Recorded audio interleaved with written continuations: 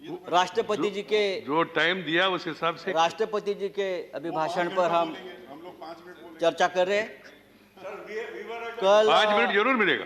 कल धर्मेंद्र प्रधान जी यहाँ बोल रहे थे और बार बार हमारी तरफ कटाक्ष करके हमें ये बोल रहे थे कि सच सुनो, सच सुनने से मोक्ष प्राप्त होता है। हम तो 6 साल से सच सुन रहे हैं और झूठ को भी सच मान रहे हैं, लेकिन आज जो चल रहा है हमारे देश में, जो माहौल है, मैं देखता हूं जो सच बोलता है, जो सच लिखता है, उसे गद्दार, देशद्रोही कह के पुकारा बोल दिया जाता है। कल इस बारे में चर्चा हम लोगों ने की। दिग्विजय साहब ने बहुत उस बारे में कहा है। सर, जो सरकार से सवाल पूछेगा उस पर देशद्रोही का मुकदमा ठोक दिया जाता है। कितने नाम मैं आपको बता सकता हूं। हमारे सदन में संजय सिंह, जो हमारे सदस्य है संजय सिंह, उसके ऊपर देशद्रोह का मुकदमा है। राजदीप सरदेसाई, जाने माने पत्रकार, जिसको हमने सरकार ने पद्मश्री दिया है, पद्म पुरस्कार सम्मानित किया है, उसको हमने देशद्रोही बना दिया है। शशि थरूर, जो यूनाइटेड नेशन में हमारे देश के प्रतिनिधि थे, एमपी है, कैबिनेट में थे, उसको भी देशद्रोही का उसके ऊपर मुकदमा ठोक दिया है। जो सिंघू बॉर्डर पर रिपोर्टिंग करने वाले मंजीत सिंह, धर्मेंद्र सिंह और भी ऐसे बहुत से पत्रकार हैं या लेखक है, उसको हमने इस कानून के तहत, देशद्रोह के कानून के खिलाफ मुकदमा ठोक दिया है। मुझे लगता है कि हमारे कानून के किताब में से सब आईपीसी धाराएं खत्म कर दी और सब देशद्रोही की धारा एक वही रख दी है। डोमेस्टिक वायलेंस हो तो भी देशद्रोह का मुकदमा आप ठोक देंगे। पंतप्रधान मोदी हमारे लिए आदरणीय है। देश के प्रधानमंत्री जी का हम सम्मान करते करते रहेंगे। उन्हें प्रचंड बहुमत मिला है देश चलाने के लिए, हम ये मानते हैं। लेकिन बहुमत जो होता है वो अहंकार से नहीं चलाया जाता। बहुमत बड़ा चंचल होता है।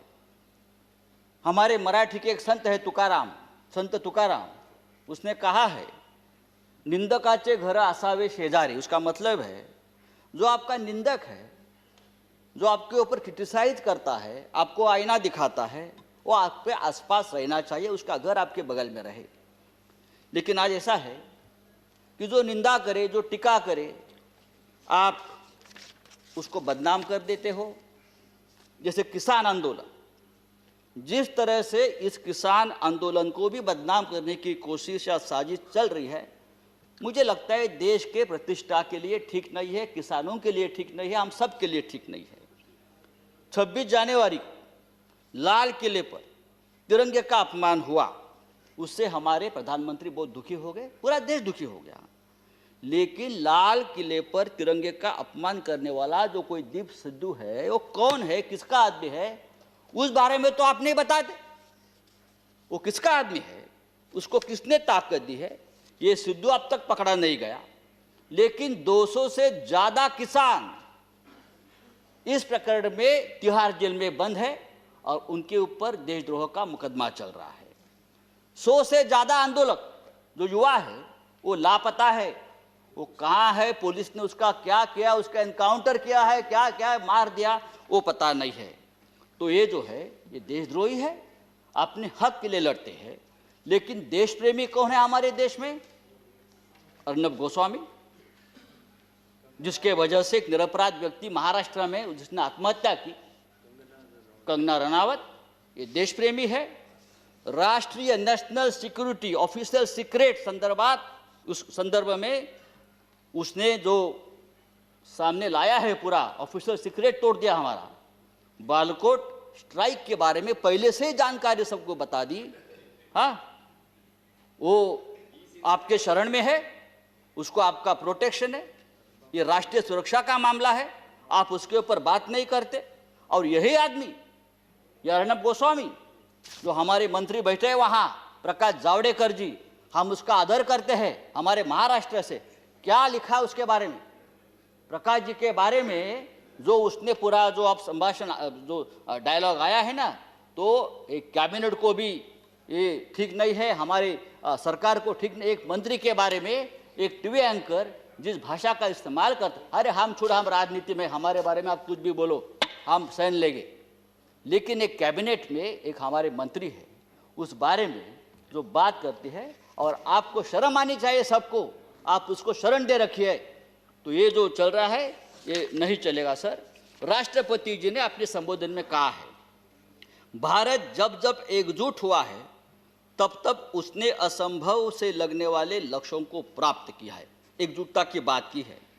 अगर ये बात सच है तो गत 3 महीनों से दिल्ली के सीमा पर किसान आंदोलन की एकजुटता तोड़ने में सरकार क्यों लगी है? संजय जी, हजारों किसान आपका 6 मिनट समाप्त हो गाजीपुर गया। सिंगू बॉर्डर पर अपने हक के लिए लड़ रहे हैं, और आप इस एकजुटता में आपको देशद्रोह दिखता है। प्लीज। चेयरमैन सर, ये पंजाब, हरियाणा और पश्चिमी यूपी का किसान पूरे देश के किसानों की लड़ाई लड़ रहा है। वो सिर्फ 3 राज्यों की लड़ाई नहीं है, और पूरा देश उनके साथ है। तो उनको देशद्रोह कहना ठीक नहीं। ये पंजाब का किसान, हमारा सिख भाई, जब मुगलों से लड़ा तो हम उसे योद्धा कहते थे, जब अंग्रेजों से लड़ा तो हम उसे देशभक्त कहते थे। कोरोना वायरस में लंगर बांट रहा था तो देश प्रेमी था, लेकिन आज वो अपने हक के लिए लड़ता है तो वो खालिस्तानी हो गया, वो देशद्रोही हो गया। ये कौन सा अन्याय है? आप उसको रोकने के लिए बॉर्डर पर किले ठोकते हो, हाँ, वो बड़े बड़े बैरिकेड्स करते हो। ये बैरिकेड्स, ये किले का जाल अगर आप लद्दाख के बॉर्डर पर करते तो चीन की right Sanjay ji, please. Kilometre अंदर नहीं आती। मैं आपको बताना चाहता हूं सर, ये ठीक नहीं है। लेकिन ये आंदोलन जब तक जिंदा है तब तक हिंदुस्तान जिंदाबाद रहेगा। ये आंदोलन ही हमारी ताकत है, ये देश की ताकत है। Thank you very much. Muslim express, आपकी आवाज, आपकी ताकत।